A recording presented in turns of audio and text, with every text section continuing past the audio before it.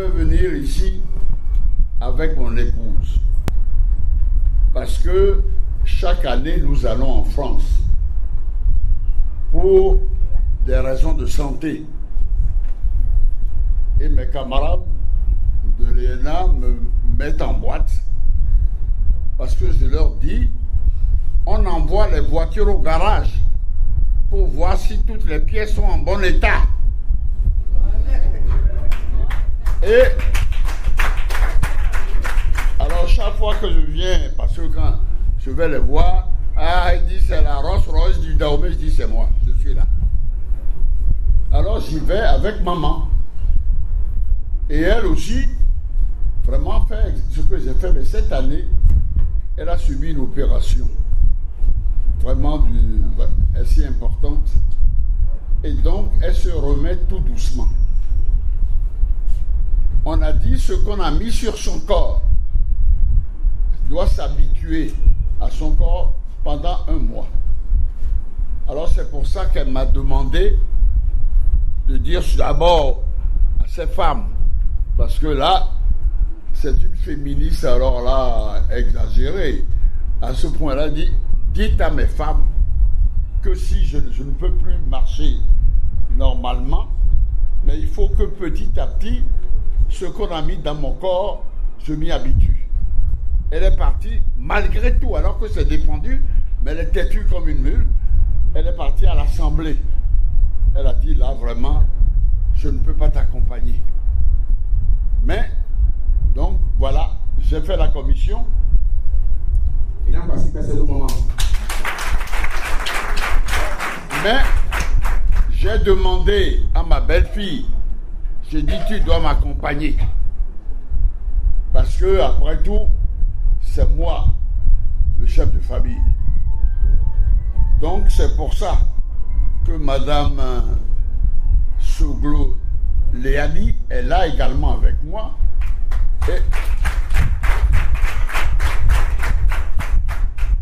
Et je voudrais prendre la parole parce que la situation de l'Afrique est dramatique.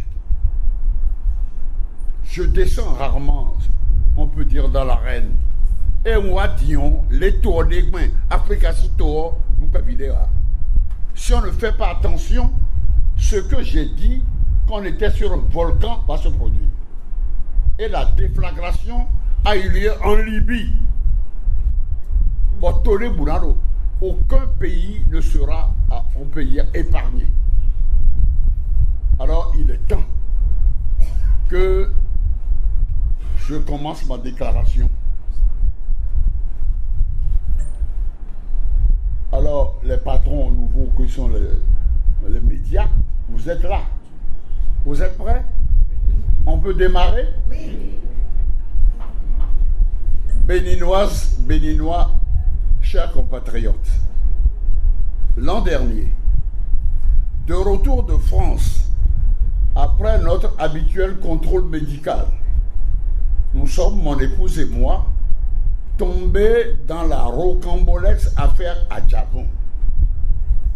Le président du patronat béninois avait commis 1 an plus tôt l'imprudence d'accorder ses voix pour assurer l'élection du candidat Talon. S'il avait fait le choix inverse, le président du Bénin s'appellerait aujourd'hui Lionel Zinsou, qui prétendait que l'Afrique appartient à l'Europe. Et voilà le président Adjavon, brutalement mis aux arrêts et jeté en prison pour une sombre affaire de trafic de cocaïne. C'est moi qui vous avais dit, à la veille de ces élections, que la France-Afrique, un vieil adversaire, ne nous laissait le choix qu'entre la peste et le choléra, ce qui risquait de faire le lit de Boko Haram. Fallait-il s'abstenir? J'ai perdu mon pari. Je bats ma coulpe et je fais pénitence.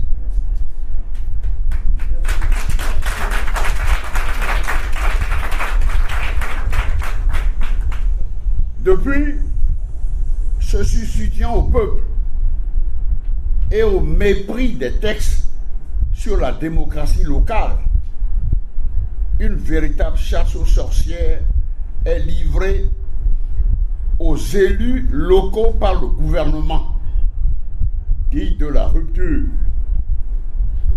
Au moment où l'explosion urbaine est un phénomène planétaire, quelle inconscience! Les victimes sont les communes de Parakou, de Djidja, Alada, Porto Novo, Ouida et Cotonou. Et le mouvement continue. Le maire de Cotonou, qui a eu plus de chance que celui de Dakar, parce que c'est un phénomène vraiment africain. Les gens apprennent la démocratie locale. Eh bien, mon fils, dis-je, vit désormais en exil, après avoir subi pas moins de 4 audits en un an. Quel acharnement! Sa maison fut perquisitionnée. Voulait-on peut-être y mettre de la cocaïne?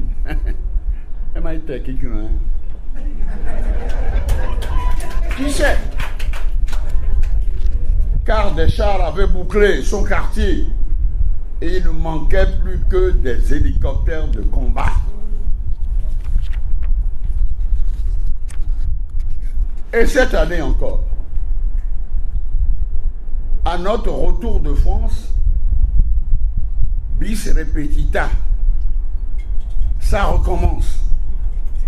Après Adavon, c'est au tour du célèbre syndicaliste Métognon, membre du Parti communiste du Bénin, le PCB, de subir le même sort. Et non pas cher. Il ne faut tout de même pas insulter Dieu. Car sans la lutte héroïque du PCB, il n'y aurait pas eu de démocratie dans son pays.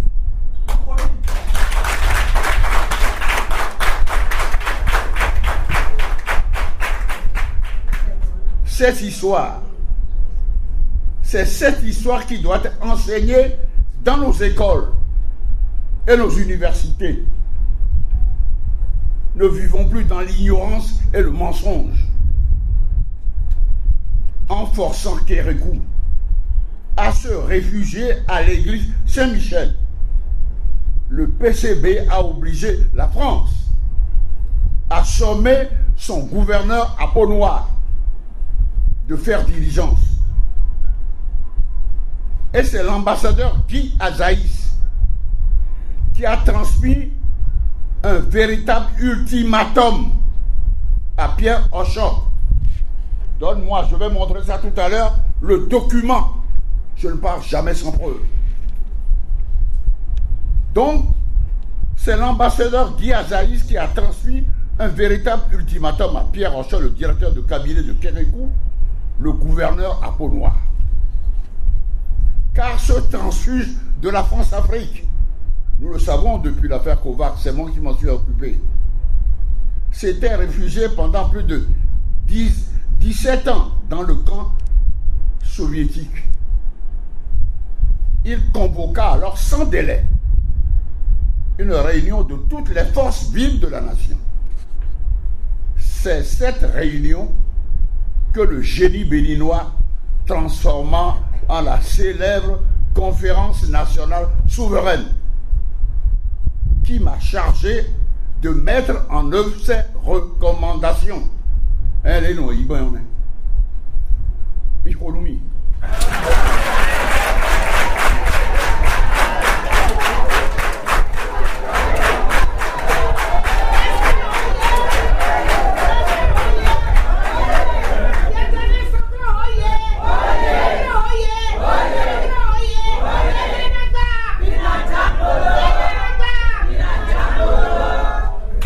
On ne peut donc plus continuer à étouffer la vérité. Avant cette réunion que nous avons tenue, Michel Candessu, parce que nous allons recevoir bientôt la visite de Madame Lagarde. Michel Candesu, à l'époque, ancien gouverneur de la Banque de France, un camarade d'école, devenu directeur général du FMI, avait déclaré, je cite, « Une politique économique musclée », on était dans le PAS à l'époque, et réussit le mieux quand les dirigeants politiques sont en mesure d'obtenir un consensus populaire en faveur de leur stratégie économique grâce à un véritable dialogue avec la population. Fin de citation. Je vous conseille de lire le livre de notre compatriote Hafiz Adamon qui a écrit Le renouveau démocratique au Bénin. Les gens sont paresseux. Il faut les envoyer à leur lecture. On venait de mettre à la porte 7000 fonctionnaires. Toutes les banques avaient déposé leur bilan. Les universités, les écoles étaient fermées. Les cas de mort, de prostitution et de suicide étaient devenus un spectacle quotidien. Le pays était au bord de la guerre civile. La conférence nationale était une nécessité. Sinon, on finissait comme le Libéria. Un passage obligé avant toute réforme politico-économique. C'est la raison de mon absence au lancement du PAG, sorti de je ne sais quelle officine. N'ayons pas l'ingratitude d'oublier le lourd tribut payé par le PCB, l'actuel sursaut des forces patriotiques, ses militants, Luc Tobadja, Rémi Akpoko-Glenet, Parfait Achaka, Sani Imali et bien d'autres sont morts sous la torture au Petit Palais. D'autres, comme Maître Babarapé, je pensais le trouver ici, mais peut-être il est pris ailleurs puisque l'avocat, on peut dire, de celui qu'on vient d'embasiller. Donc Babarapé a subi d'affreuses tortures dans les camps de concentration de Sekbana, de Parakou, dirigé, c'est un hasard, par un certain Clément Zizinoué.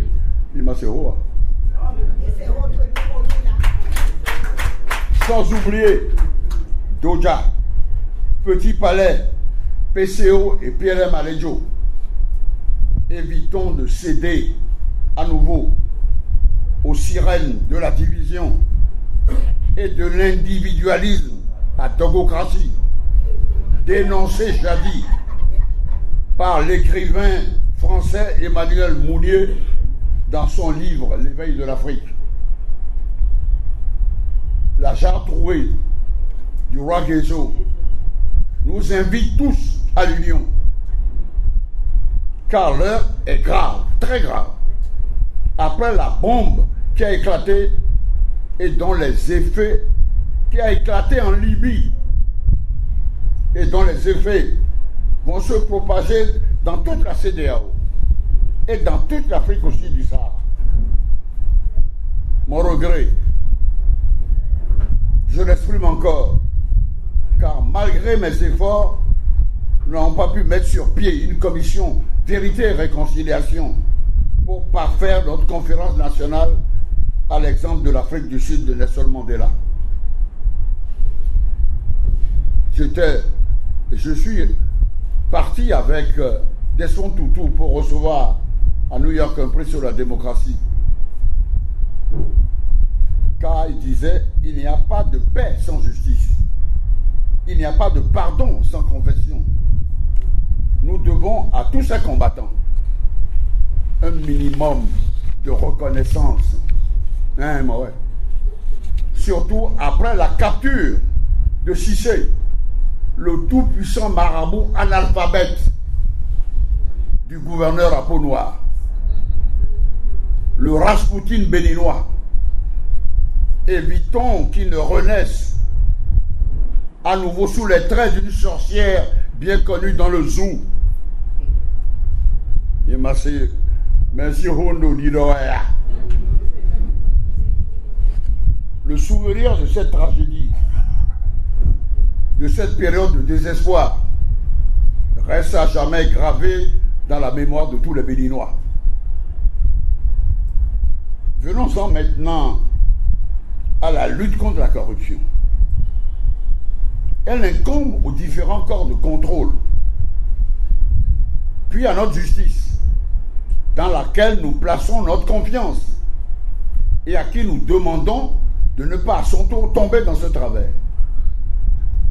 Mais en démocratie, il faut aussi respecter la présomption d'innocence. Car souvent, les gouverneurs à peau noire, même le roi du Zaïre Mobutu, qui prétendent laver plus blanc, utilisent la lutte contre la corruption comme une arme pour intimider leurs opposants. J'ai amené d'ailleurs, parce que Mobutu était dans ma juridiction. Voilà encore un bandit. Qu'est-ce qu'il disait? Il luttait contre la corruption. Et il a fait un discours qui a fait le tour du monde. Le 20 mai 1976. Si vous désirez voler, volez un peu. Et intelligemment. D'une jolie manière.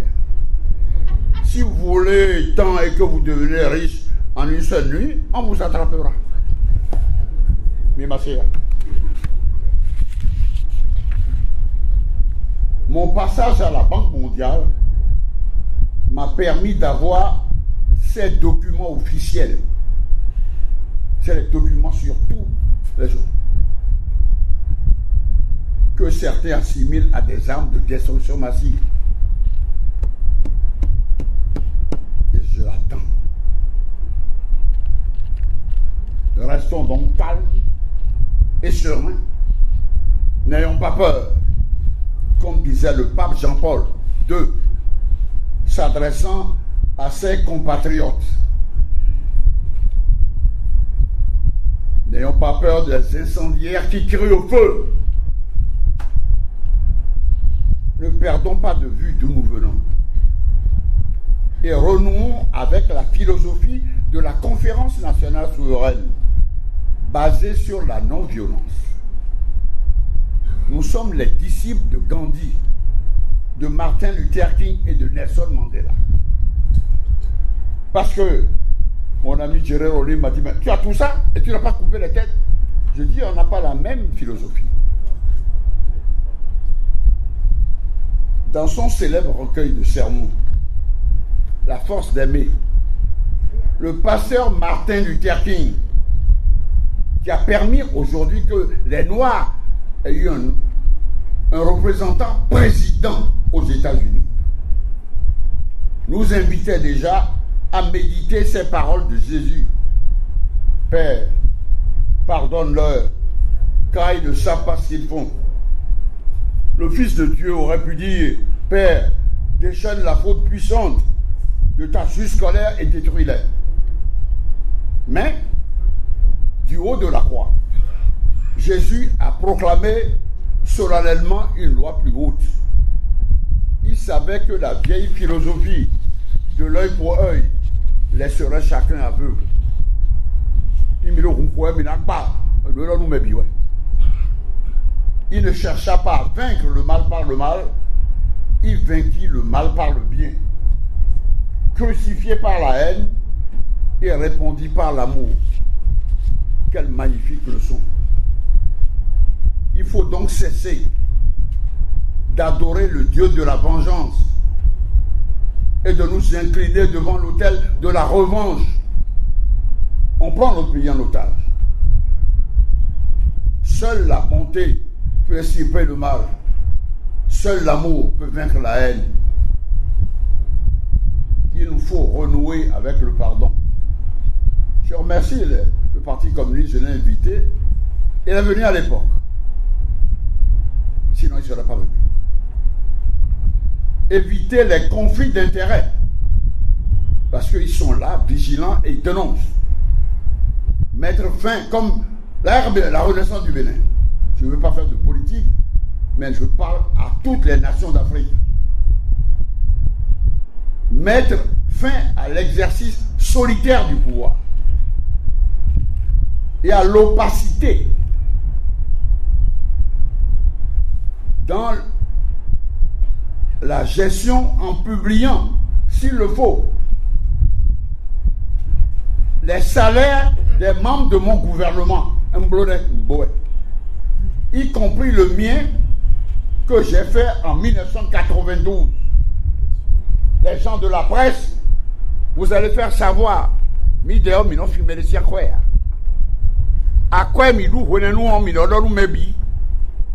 j'ai publié.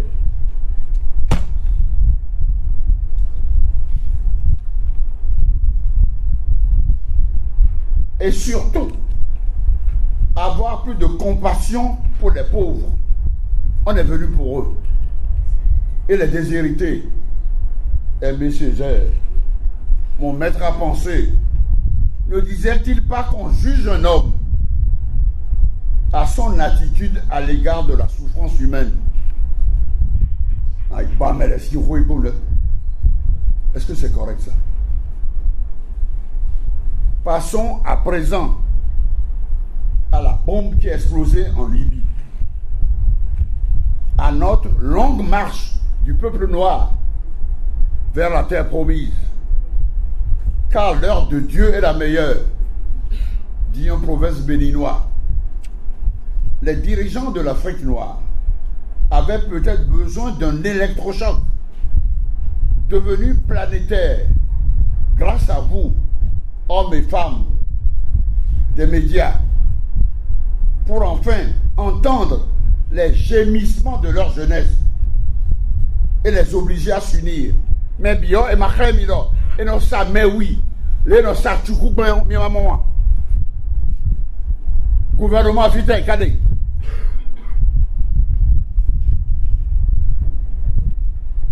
Désormais, rien ne sera plus comme avant. Nos chefs avaient des voisins de palier avec qui ils partagent la même foi. Ils vont ensemble à la Mecque et ailleurs. Mohamed Ali se retournera dans sa tombe. Ces derniers les ont fait passer aux yeux de leur peuple pour les dindons de la farce, ou pire, des complices. Et tout cela pour ce que le pape François appelle le fumier du diable. On comprend dès lors leur désarroi. Et tous les, il a le bain, et le Wissoukan, ouais. Je connais, on se connaît, n'est-ce pas? Je suis leur grand frère. On comprend dès lors leur désarroi, leur colère et la rapidité, sinon la violence de leur réaction.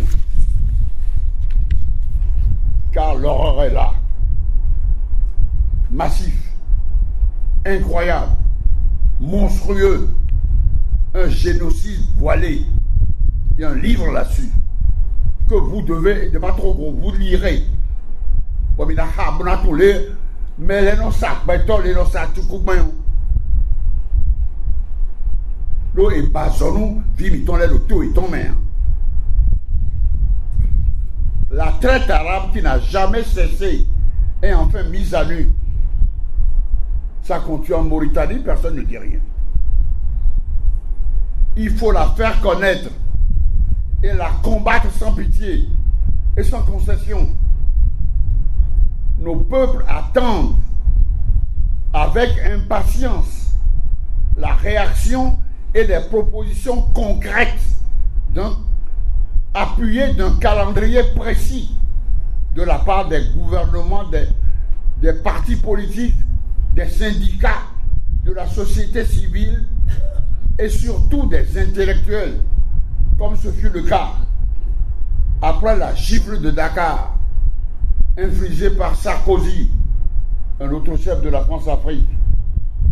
Dion et si vous blâmez, Donc, il y a sa vie, mi ton là, mi oiseau, ah wow, grésor la baie, bon, de nous, y a un billet, ma ton oiseau, mi mon vélo dit, ouais.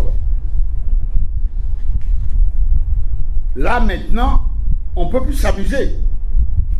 Et maintenant, il y a pas voulu binabio, Boko Haram, madame, il y a un bazo, il peut être le coucou, à zo et ton, et la zo grand. On dit cabri, non, la plus peur du couteau. Il faut que les gens fassent attention. Si vous suivez la situation de la Ouest, Boko Haram continue d'agir au Nigeria. Les gens continuent de tuer dans le Sahel. Et il y a des révoltes, que ce soit au Sénégal, en Guinée. Comment? C'est notre famille, ça. Donc, on ne peut pas laisser des gens qui n'ont aucune connaissance. Vraiment, pour gérer des problèmes comme ça. La nation n'est pas une société.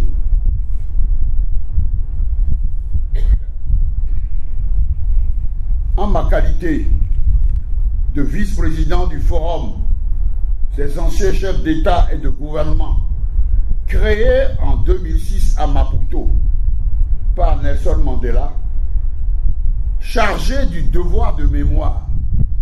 C'est pour ça que j'ai fait la porte du non-retour. Agassi devait venir, il m'a dit, mais ces gens, enfin, on n'en parlera pas ici, ça m'a redonné une jeunesse.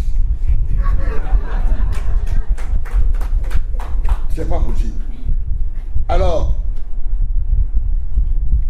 et je suis chargé aussi de la route de l'esclave. J'étais parti à Abidjan, à l'invitation de mon petit frère Alassane Ouattara, pour lancer Kanga Nyanzé. Je reviendrai donc plus longuement sur ce sujet vital et existentiel.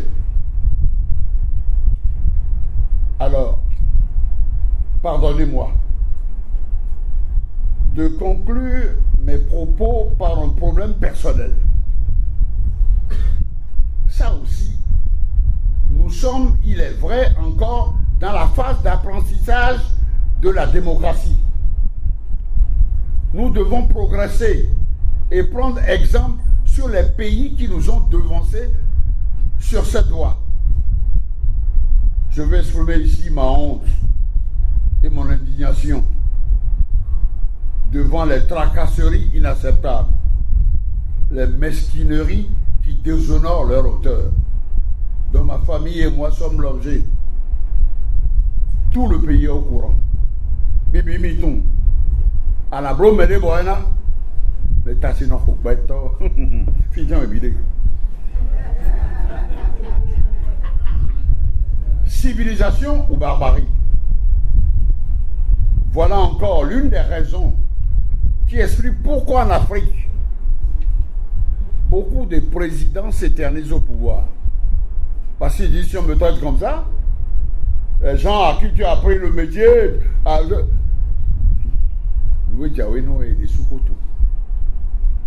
décidément, la rupture n'en rate pas une. Mais, chacun sait, comme on dit, Jupiter en fout ce qu'il veut perdre.